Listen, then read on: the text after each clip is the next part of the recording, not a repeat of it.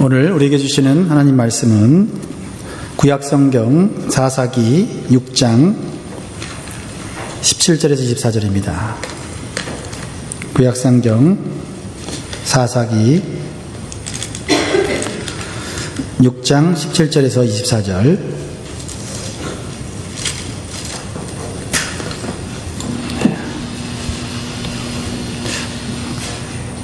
우리 하나님 말씀을 교독합니다. 제가 먼저 17절 읽겠습니다. 기드온이 그에게 대답하되 내가 주께 은혜를 얻었사오면 나와 말씀하신 이가 주 되시는 표징을 내게 보이소서.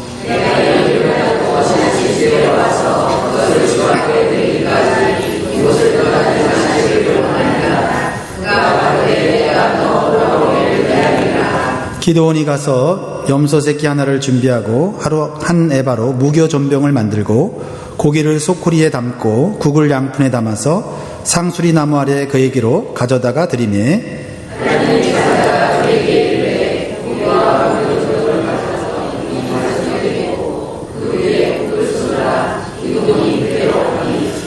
여호와의 사자가 손에 잡은 지팡이 끝을 내밀어 고기와 무교 전병에 대매 불이 반석에서 나와 고기와 무교 전병을 살랐고 여호와의 사자는 떠나서 보이지 아니한지라.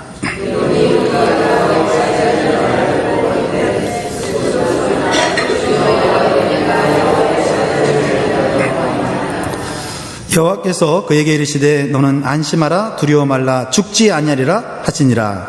기드온이 여호와를 위하여 거기서 단을 쌓고 이름을 여호와 살롬이라 하였더라.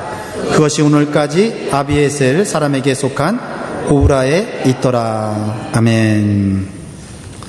오늘 하나님 말씀에 대한 기대가 있으십니까? 네, 기대가 있는 분들에게 하나님의 은혜가 있을 줄 믿습니다. 우리 서로 같이 인사를 할 텐데 제가 작년에 기도원에서 기도하면서 하나님 설교 전에 서로 인사할 때 어떤 인사를 할까요? 제가 기도를 했는데 올해는 우리 성도들이 하나님 안에서 행복했으면 좋겠다라는 그런 생각을 주셨어요. 세상에 많은 행복이 있지만 하나님 안에서 행복은 영원한 줄 믿습니다. 서로를 바라보면서 하나님 안에서 영원토록 행복하시기 바랍니다. 우리 축복하겠습니다.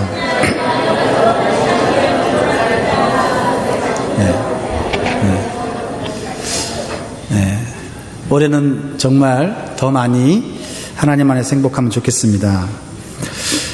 지난주 신년연합 부흥성에 있었는데 하나님께 영광을 돌리고 우리 교회 성도들에게도 감사를 드립니다.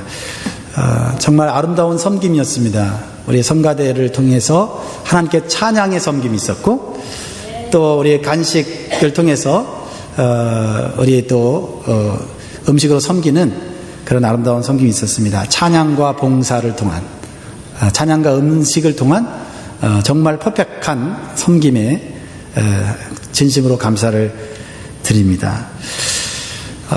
오늘 하나님의 기대라는 말씀을 가지고 두 번째 시간을 전하게 되는데요. 이번에 기도원을 통해서 우리에게 주시는 새해 비전을 여러분의 가정과 여러분 삶에 꼭 적용하시면 좋겠어요. 제가 오늘 한 가지 이야기로 좀 시작을 해보려고 합니다. 한 거지가 있었습니다. 절망감과 패배감으로 가득 찬 한 거지가 길거리에 이렇게 앉아 있습니다. 여러분 상상하면서 들으세요. 네. 그때 한 화가가 그의 화실에서 창문을 통해서 그 거지를 봅니다. 그 거지의 얼굴을 보면서 저 사람을 모델로 그림을 그려야 되겠다라고 결심을 했습니다. 그러면서 그 거지의 모습을 그대로 그리는 것이 아니고 그 거지의 변화된 모습을 좀 그리고 싶었어요. 그래서 초점이 없이 허공에 박힌 그의 눈을 생기 있고 그리고 의욕이 넘치는 그러한 번쩍이는 눈으로 그리고 싶었습니다. 그리고 삶의 온갖 고난과 고통을 다 짊어진 것처럼 보이는 얼굴, 실망감과 그리고 절망감이 가득 찬 그 얼굴을 삶에 분명한 목표가 있고 굳은 의지가 있는 그 얼굴로 그림을 그리기 시작했습니다. 그리고 그림이 완성되었어요. 그 화가는 거지를 불러 자기가 그린 그림을 보게 했습니다. 거지는 그 그림 속의 모델이 자기 자신이라는 것을 깨닫지 못했어요. 저 사람 누구입니까? 그 거지가 물었을 때 화가는 조용히 미소를 띠면서 말하지 않고 이유, 당신입니다 라고 가르쳤습니다. 그 거지는 다시 초상화를 보면서 자신의 모습이라는 것이 도저히 믿어지지 않았습니다. 저 그림의 사람이 정말 저란 말입니까? 저 그림의 사람이 도대체 어떻게 저일 수가 있습니까? 거지는 머뭇거리면서 힘없이 물었습니다. 화가는 그 사람에게 자신 있게 얘기합니다. 그렇습니다. 바로 내가 당신의 얼굴을 보고 그린 그림이 저것입니다. 그 말을 들은 거지는 그 순간 그의 어깨를 활짝 펴고 좀 더 자신감 있는 얼굴을 가지고 이렇게 얘기했다고 합니다. 당신이 본 내가 그 그림 속의 사람이라면 나는 앞으로 저 사람처럼 살고 싶습니다 라는 말을 했다고 합니다. 로버트 슐러의 그래도 희망은 있다라는 책에 나오는 이야기인데요, 거지는 자신의 시각으로 세상을 바라보다가 거지로 살고 있습니다. 그러나 화가는 거지의 시각이 아니라 변화가 가능한 화가의 시각으로 그 거지를 바라보고 그림을 그렸다는 것입니다. 이 거지는 자신을 이렇게 만든 환경이나 사람들을 탓하면서 살았습니다. 그래서 환경이 변하기 전에는 나를 이렇게 망하게 만든 그 사람들이 나에게 다가와 용서를 구하지 않는 나는 더 이상 변화될 수 없는 삶을 살 수 없다라고 그렇게 자포자기하며 살고 있었습니다. 그러나 화가를 통해 본 것은 주변 환경의 변화가 아니라 먼저 자기 자신의 변화된 모습이었어요. 그래서 그는 다시 희망을 갖게 되었다라는 것입니다. 성도 여러분, 새해에 여러분 자신, 다른 사람 말고 환경 말고 여러분 자신을 어떤 시각으로 보겠습니까? 2017년도에 보았던 시각으로 여러분 자신을 보고 계십니까? 아니면 좀 더 여러분 자신이 변화되고 새로워지고 상상할 수 없는 멋진 모습으로 변화될 그러한 기대를 가지고 여러분 자신을 보고 계십니까? 거지의 시각으로 보십니까? 아니면 화가의 시각으로 보십니까? 다시 말해서 나의 시각으로 보십니까? 아니면 하나님의 시각으로 보고 계십니까?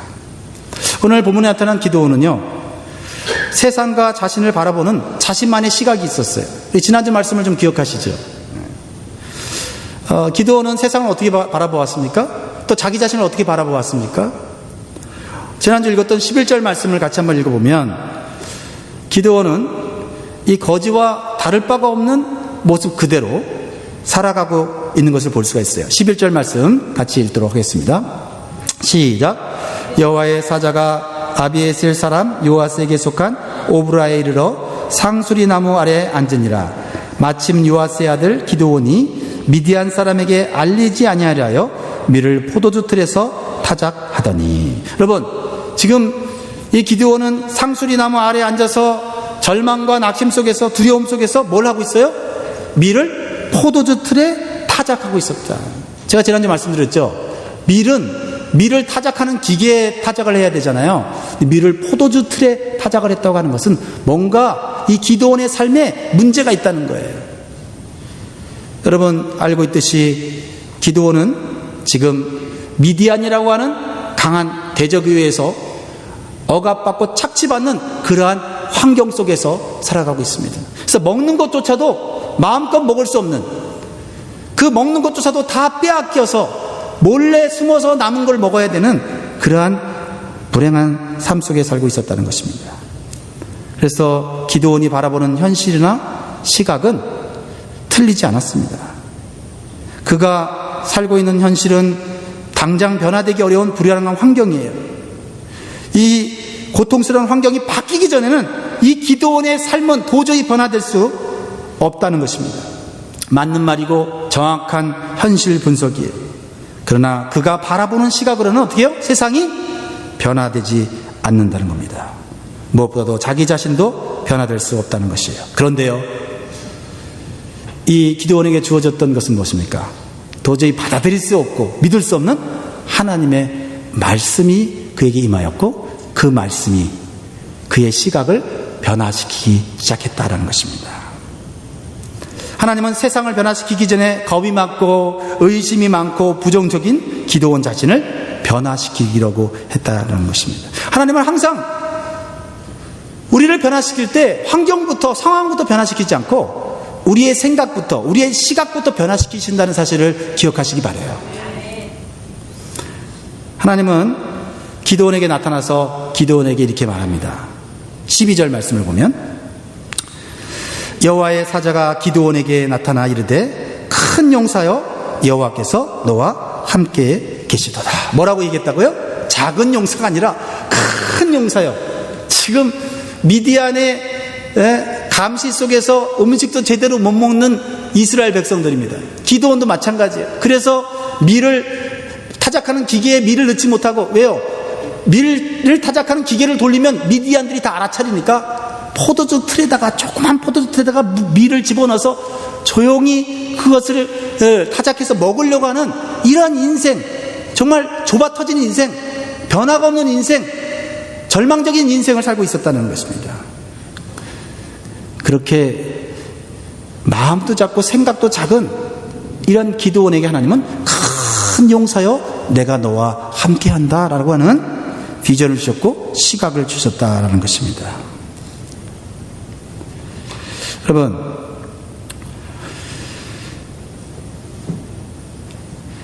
그러나 기드온은 하나님의 시각으로 여전히 볼 수가 없고 여전히 자신의 시각으로 자신을 바라보고 있어요. 그래서 뭐라고 얘기하냐면 사사기 6장 15절에 보니까 뭐라고 얘기합니까? 같이 읽겠습니다. 앞에 스크린에도 있습니까? 예, 시작. 기드온이 그에게 대답하되 주여, 내가 무엇으로 이스라엘을 구원하리이까? 보소서, 나의 집은 므낫세 중에 극히 약하고 나는 아비 집에서 제일 작은 자니이다. 여러분, 하나님의 말이 맞습니까? 기드온의 말이 맞습니까?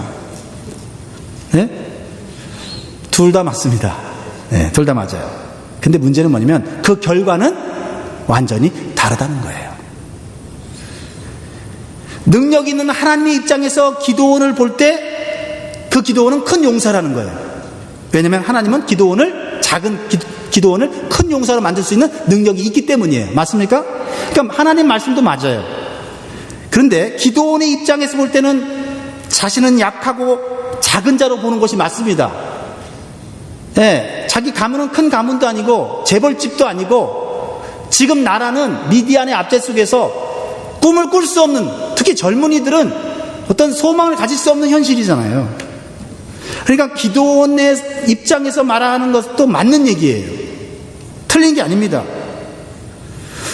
오히려 하나님이 하신 말씀이 틀려요. 왜냐하면 자신의 힘으로는 할 수 있는 일이 고작 뭐 할 수 있어요? 눈치 보면서 밀을 포도주 틀에 집어넣고 그 밀 조금 타작해서 먹는 것 뿐이에요.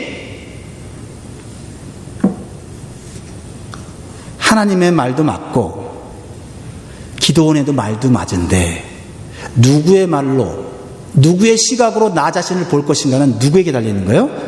나 자신에게 돼 있는 거 아니에요? 스포츠 드링크 회사 세일즈맨이 아랍 중동에 파견을 갔습니다. 그리고 1년 만에 귀국했어요. 왜냐하면 자신이 가지고 있는 에너지 드링크를 그 아랍 국가에다가 광고하기 위해서 간 겁니다. 친한 친구가 그 세일즈맨에게 묻습니다. 그래, 아랍 중동에 가서 한 사업은 잘 됐냐? 이렇게 물어봅니다. 좀 그런 대로 말을 흐리면서 중동에 간 첫날 어떻게 우리 회사 음료를 아랍 사람에게 알릴까 고민하다가 신문 광고 아이디어가 떠올랐다는 거예요.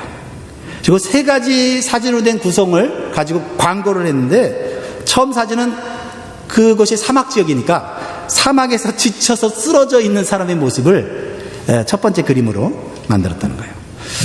두 번째 사진은 우리 회사 에너지 드링크를 막 마시는 그림을 이렇게 그린 그림을 보여줬다는 거예요.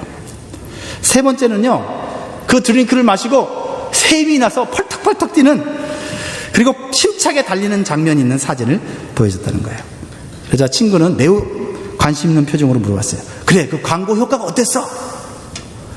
그러니까 이 친구가 어깨를 축 넣어뜨리면서 쫄딱 망했어. 그런 거예요.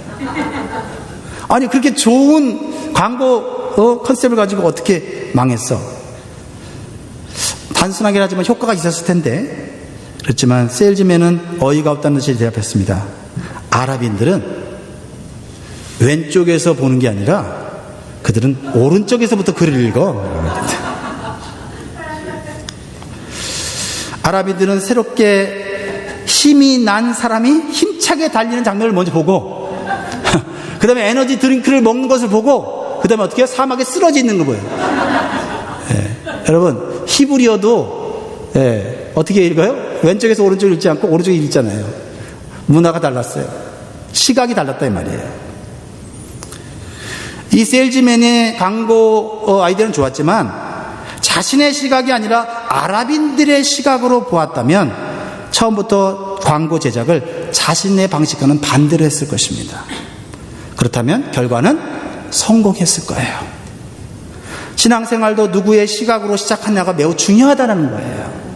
내 시각이, 내 비전이 아무리 훌륭하다 할지라도 결국은 우리의 힘으로 하게 되면 나중에는 지치는 게 우리 인생이에요. 그러나 하나님의 시각으로 하면 지쳤다가도 넘어졌다가도 하나님의 능력으로 다시 일어나는 겁니다. 그래서 오늘날 많은 신자들이 하나님의 시각보다는 자신의 시각으로 하나님과 세상을 바라보고 자신의 방식과 기준대로 신앙생활을 하려고 해요. 말은 그럴듯합니다. 말은 성경적이고 말은 어디서 들은 말씀을 가지고 얘기를 하는데 그 마지막을 보면 지쳤다, 피곤하다, 할 수 없다. 그래서 내가 할 수 있는 것만 하다 끝나는 신앙생활을 하는 사람들이 많아요.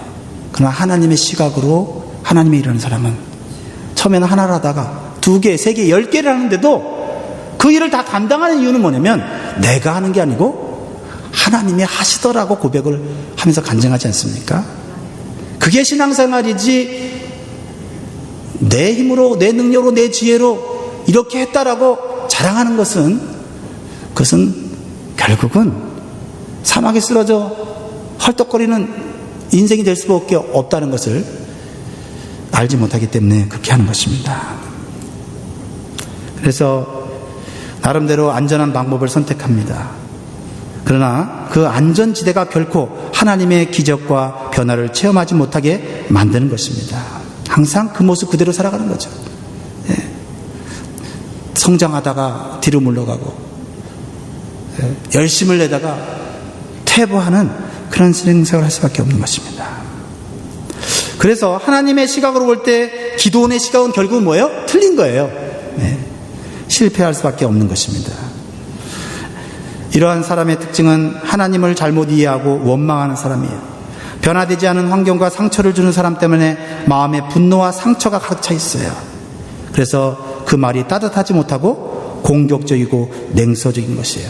여러분, 하나님의 이러한 시각을 갖기 전에 기도는 어떻게 얘기했습니까? 지난주 우리 읽었던 13절 말씀, 6장 13절 말씀 같이 한번 읽어볼까요? 시작. 기드온이 그에게 대답하되 나의 주여 여호와께서 우리와 함께 계시면 어찌하여 이 모든 일이 우리에게 미쳤나이까? 또 우리 열조가 일찍 우리에게 이르기를 여호와께서 우리를 애굽에서 나오게 하신 것이 아니냐 한 그 모든 이적이 어디 있나이까?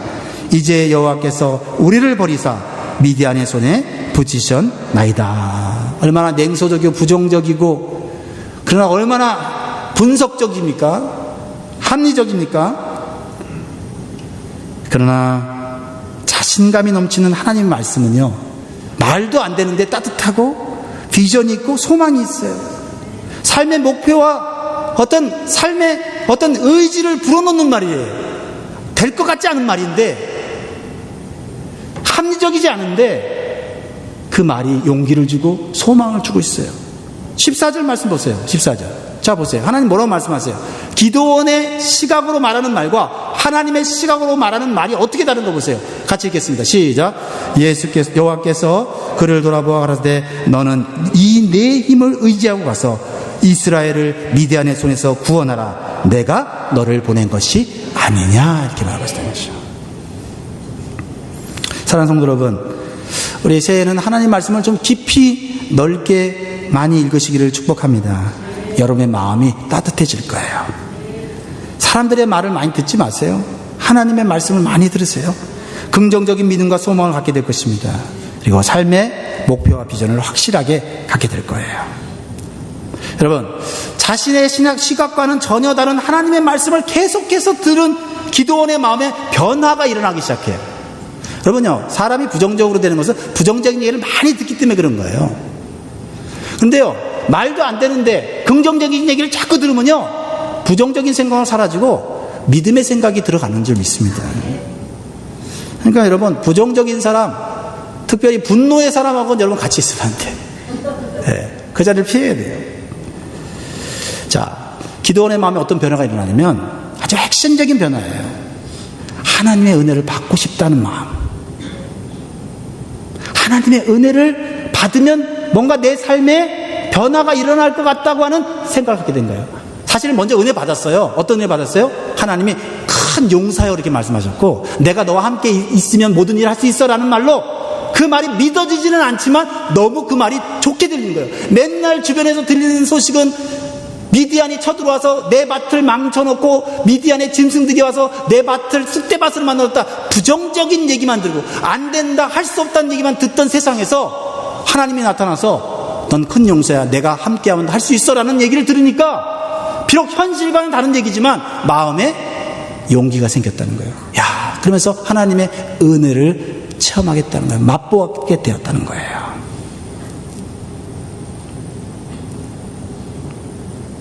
여러분, 하나님의 은혜를 받고 싶다는 마음,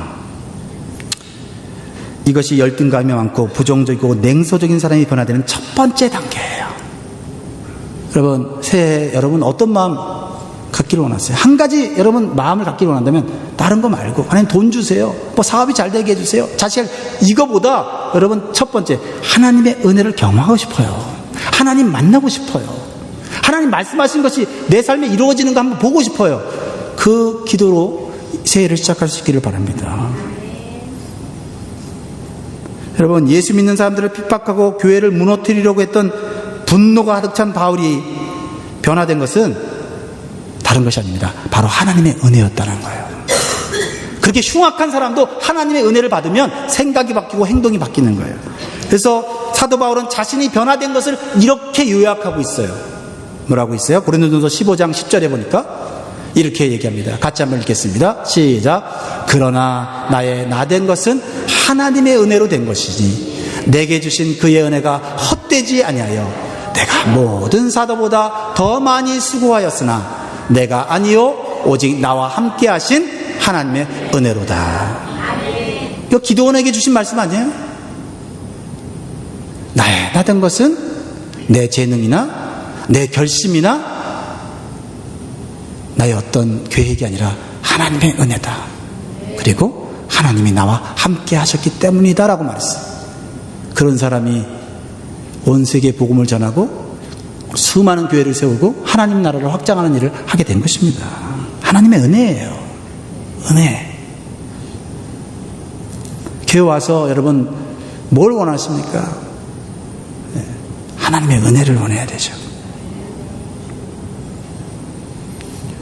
어둠 속에서 절망 속에서 살던 인간이 하나님의 은혜를 구하기 시작하면 소망이 있는 거예요. 하나님의 은혜는 오히려 현실이 어둡고 힘들고 고통스러울 때 구할 수 있어요.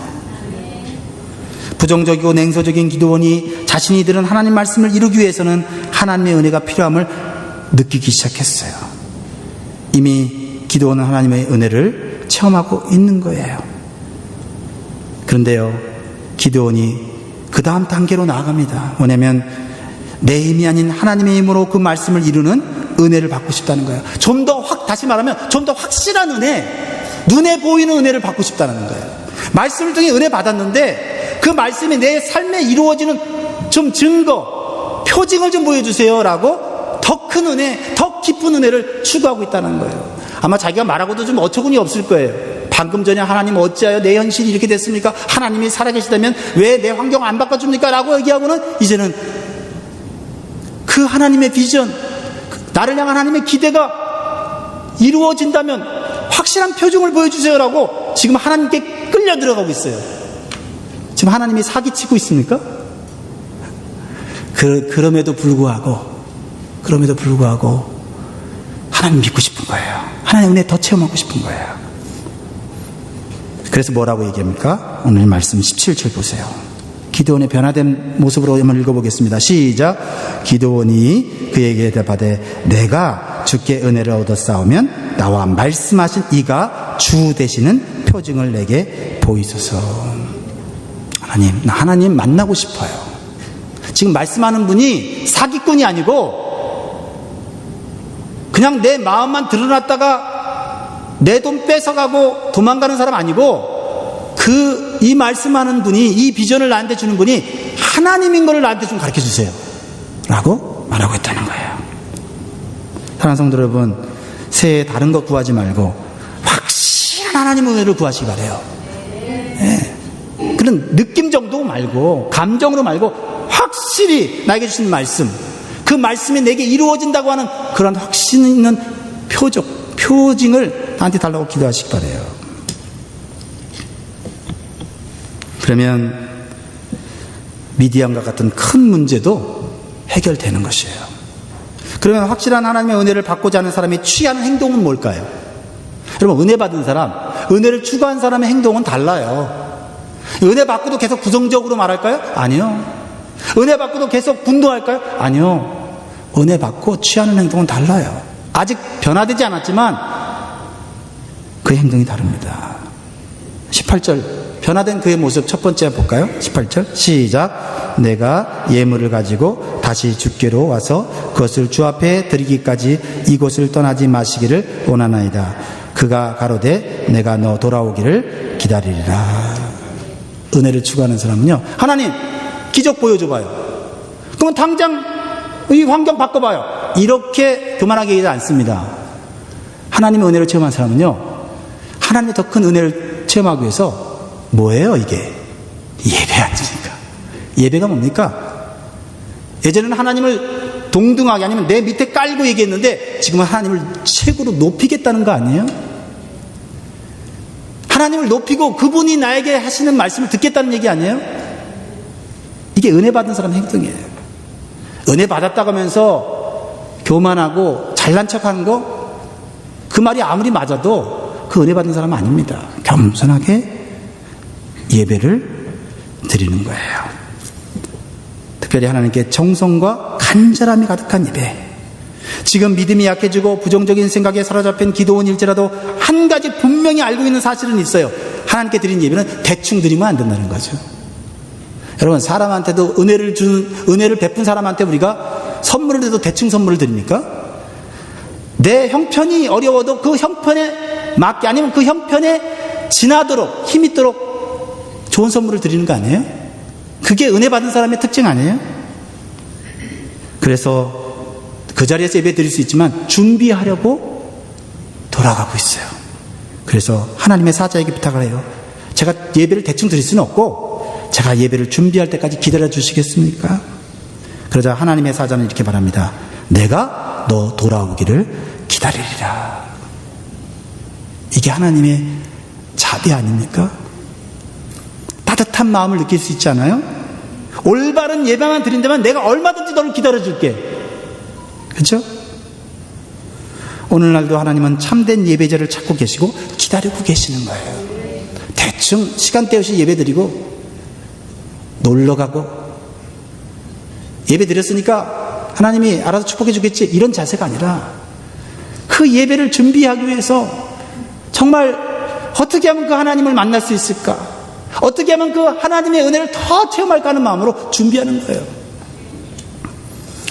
그래서 요한복음 4장 23절 잘하는 말씀 아니에요? 또 제가 예배 전에 예배 시작하면서 하는 말씀 아닙니까?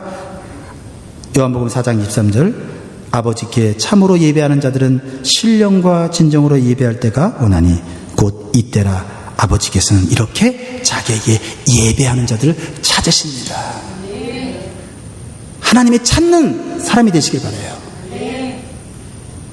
그리고 24절에 하나님은 영이시니 예배하는 자가 신령과 진정으로 예배할지니라. 신령과 진정의 예배가 하나님의 은혜를 체험하는 길입니다. 몸만 드리는 게 아니에요. 몸만 왔다고 되는 게 아닙니다. 내 영이 성령 하나님을 만나는 것이에요. 신령입니다. 그러기 위해서는 거짓과 위선이 없는 진실된 마음으로 드리는 거예요. 그렇죠? 외식되지 않은 마음. 하나님, 나 지금 하나님에 대한 의심이 있어요. 외식되지 않는 겁니다. 하나님, 나 지난 일주일 동안 형편없이 살았어요. 외식되지 않는 거예요. 내 안에 불평이 있고 원망이 있고 의심이 있습니다. 진실되게 드리는 거예요. 하나님, 지난 일주일 동안 하나님이 나와 함께 하심으로 내가 지난 한 주 동안 승리했습니다. 감사하고 찬양하는 거예요. 어떤 마음이든지 진실되게 예배를 드리는 겁니다. 근데요, 기드온이 드린 예물을 보면서 좀 이상하다는 생각이 들었어요. 지금 먹을 것이 없는 상황이잖아요. 그죠? 네. 적들에게 다 뺏기고 남은 것을 불 속에 숨겨놓고 조금씩 먹는 현실이에요. 그런데 어디서 이렇게 귀중한 예물을 준비했느냐가 처음에 이해가 되지 않더라고요. 19절 보세요. 19절. 기드온이 가서 염소 새끼 하나를 준비하고 가루 한 에바로 무교 전병을 만들고 고기를 소쿠리에 담고 굴 양푼에 담아서 상수리 나무 아래 그에게로 가져다가 드리네. 아마 이 기드온이 그래도 구약 성경에 나오는 하나님께 제사 드리는 법을 알긴 알았던 것 같아요. 여러분, 지금 먹을 것도 없는데 염소 새끼, 이거 귀중한 거 아니에요? 염소 새끼, 젖, 이거 하나님께 바치는데 그냥 바칩니까? 죽여서 피 흘려서 각떠서 불에 태워 드리는 거면 없어지는 거예요. 예배드리고 없어지는 거예요. 그런데 자기는 그저 밀 그거 먹으면서 연명하던 인생이 예배 드린다고, 은혜 받겠다고 이거를 가져와서 예배 드리고 있다는 거예요. 여러분, 오해하지 마세요. 헌금을 많이 드려야 하나님 받으신다, 그거 아니잖아요. 본문 제대로 보세요. 지금 기드온은 자신의 시각으로 자신의 삶을 볼 때 형편없고 연약하고 희망이 없어요. 근데 하나님이 비전의 말씀을 주었을 때 희망이 생기고 소망이 생기니까 이 세상 것 나에게 소망을 주지 못한다. 오직 하나님께만 소망이 있다고 생각하고 모든 걸 드리는 심정으로 하나님 앞에 지금 예배 드리는 거 아니에요?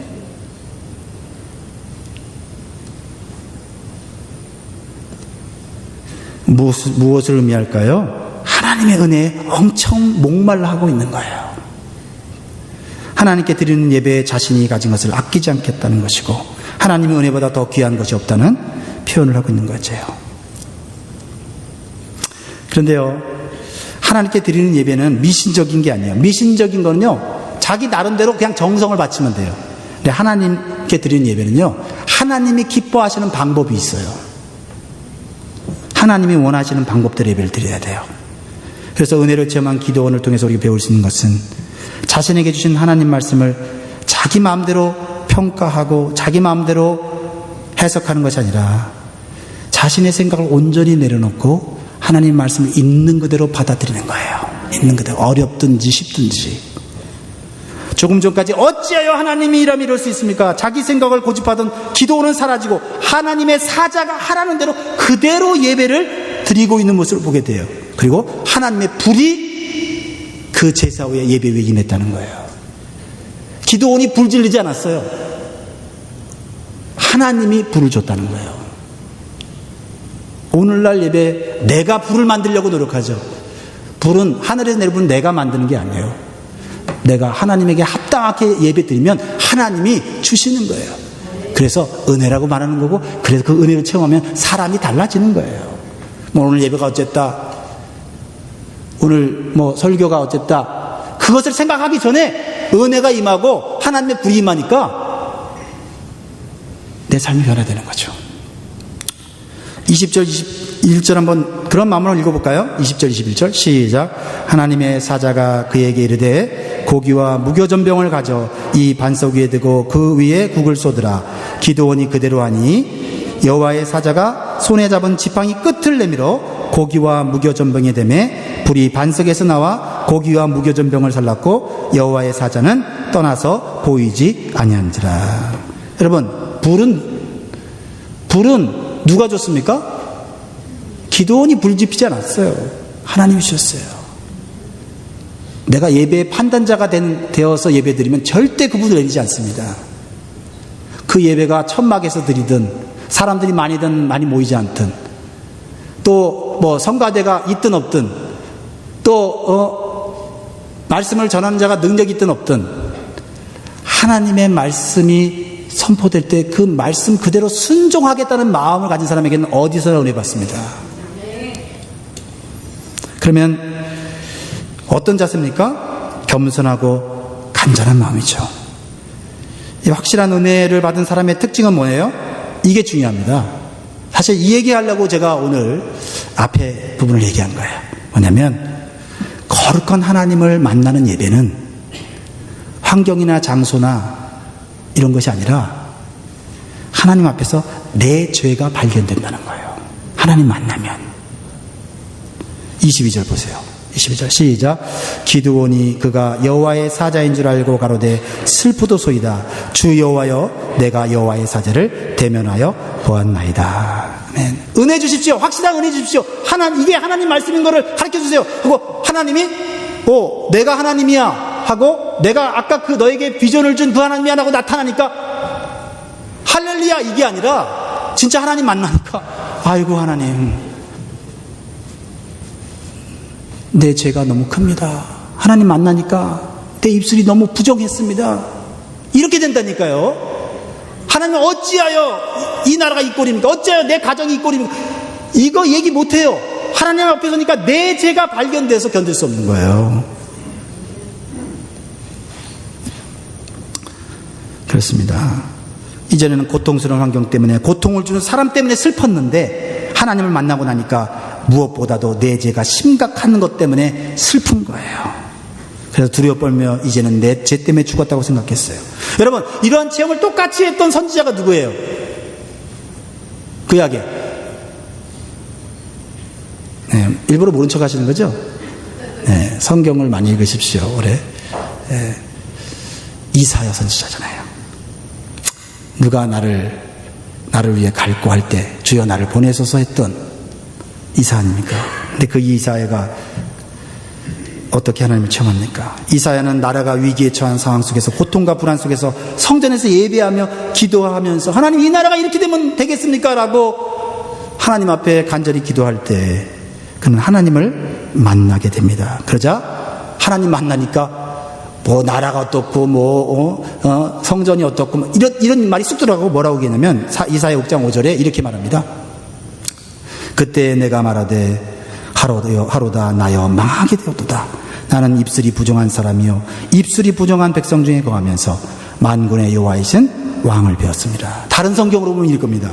내가 부르짖었다 큰일 났구나. 이제 나는 죽었다. 나는 입술이 더러운 사람들 틈에 끼어 살면서 만군의 야훼 나의 왕을 눈으로 뵙다니. 남의 죄가 아니라 바로 나의 죄가 발견되는 것이에요. 다른 죄가 아니라 내 입술로 나오는 그 말이 죄라는 것이에요. 근데요, 놀라운 것은 내 죄가 발견되어 내 죄 때문에 죽게 되었다고 고백하는 자에게 하나님은 은혜를 베푸셔서 죽지 않게 해주신다는 거예요. 이게 진짜 은혜인 겁니다. 이게 십자가의 은혜고 이것이 예수님이 나를 위해 십자가에 대신 돌아가셨다는 말씀이에요. 구약의 복음입니다. 이사야 23장 보세요. 구약의 복음입니다. 같이 읽겠습니다. 여호와께서 그에게 이르시되 너는 안심하라 두려워 말라 죽지 아니하리라. 이제 말씀을 마무리합니다. 그러면 하나님께 예비하고 죄를 회개하고 하나님의 은혜를 받은 사람의 특징은 무엇입니까?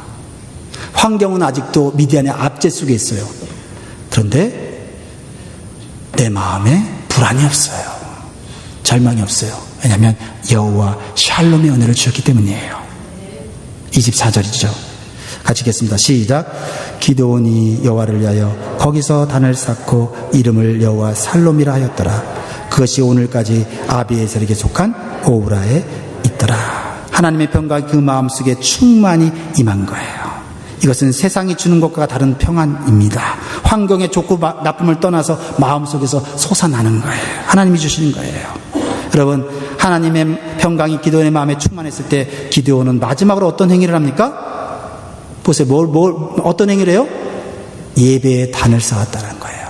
예전에는요, 내가 드리고 싶을 때 예배 드리고, 또 하나님의 은혜 안 주면 바알과 아세라 상에 가서 예배 드려서 거기서 주는 은혜를 받았는데, 예배의 단을 쌓았다는 얘기는요, 내 맘대로 예배를 드리지 않겠다는 거예요. 하나님께서 정해놓으신 성경에, 율법에 정해놓으신 예배, 날마다 예배 아닙니까? 아침 저녁으로 드리는 소재 예배 아니에요? 번제 예배 아닙니까? 나를 태우는, 시간이 없어서 이 부분은 다음에 좀 더 자세하게 하고, 예배의 단을 쌓았다는 것은 소원이 생기거나 위기를 만나면 어쩌다 한번 드리는 그런 예배가 아니라, 이제는 성경의 말씀대로 예배의 단을 매일매일 쌓겠다는 결단인 거예요. 내가 드리고 싶을 때 드리는 예배는 우상 숭배가 될 가능성이 많아요. 그러나 기도는 분명히 깨달았어요. 내가 예배 드림을 결정하는 것이 아니라, 내가 예배 드릴까 말까 결정하는 것이 아니라, 예배의 제단이 나를 이끌어가는 삶을 사는 것이에요. 이것이 여호와 샬롬의 은총을 받는 삶이죠. 우리 이 말씀을 묵상하고 하다가 찬양 하나가 떠올랐어요. 좀 쉽지 않은 찬양인데 우리 성가대가 도와주면 좋겠는데요. 은혜 아니면 찬양이에요. 어둠 속에 헤매던 내 영혼 갈 길 몰라 방황할 때에 주의 십자가 영광의 그 빛이 나를 향해 비추어 주었네. 주홍빛보다도 붉은 내 죄 그리스도의 피로써 씻기어 완전한 사랑 주님의 은혜로 새 생명 주께 얻었네. 은혜 아니면 나서지 못하네. 십자가의 그 사랑 능력 아니면 만나지 못하네. 은혜 아니면 나서지 못하네. 놀라운 사랑 그 은혜 아니면 나서지 못하네. 기도원의 삶을 살고 계신 분 계십니까? 하나님의 은혜를 사모하세요. 그리고 내 방식대로 예배하지 말고 하나님이 말씀하신 방식대로 한번 순종해 보세요. 그러면 하나님의 불이 임할 거예요. 평강이 임할 겁니다.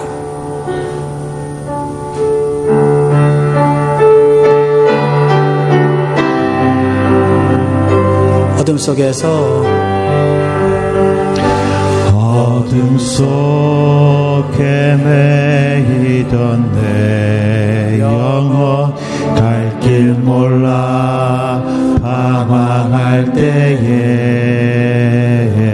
주의 십자가 영광의 그 빛이 나를 향해 비추어 주셨네. 주홍빛보다 더 붉은 내 죄 그리스도의 피로 씻기어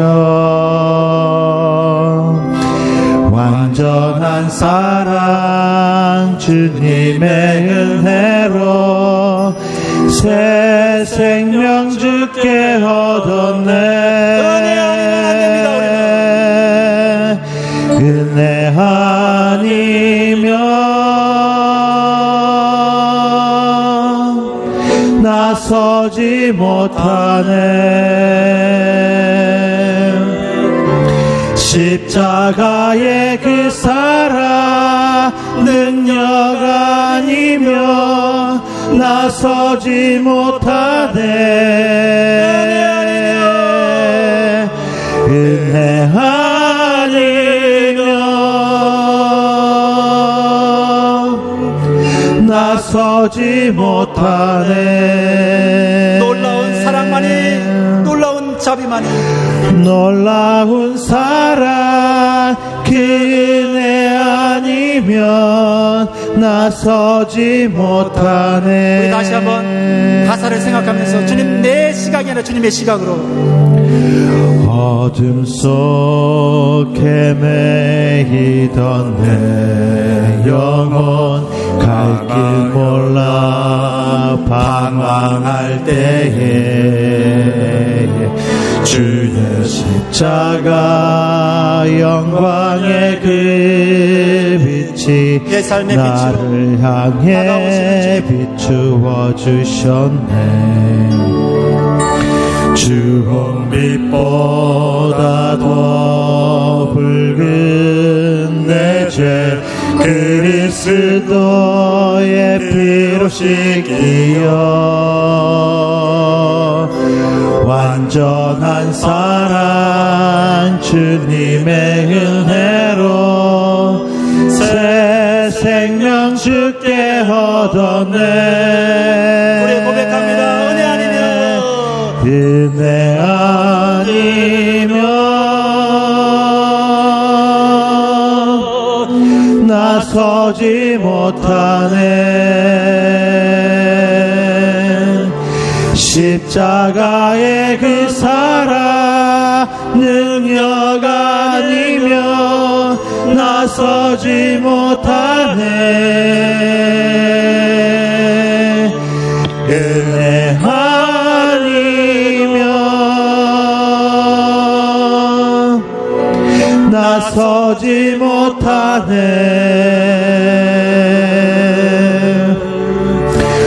놀라운 사랑 그 은혜 아니면 나서지 못하네. 은혜 아니면 다시 한번 찬양합니다. 기도하는 마음으로 은혜 아니면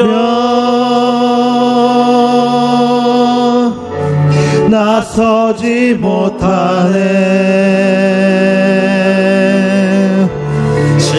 십자가의 그 사랑 능력 아니면 나서지 못하네. 진실된 마음으로 고백합니다. 내 힘이 아니라 은혜 아니면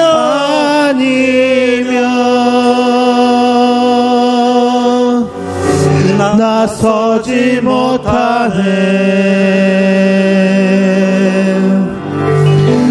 놀라운 사랑 그 은혜 아니면 나서지 못하네. 이 시간 기도하겠습니다.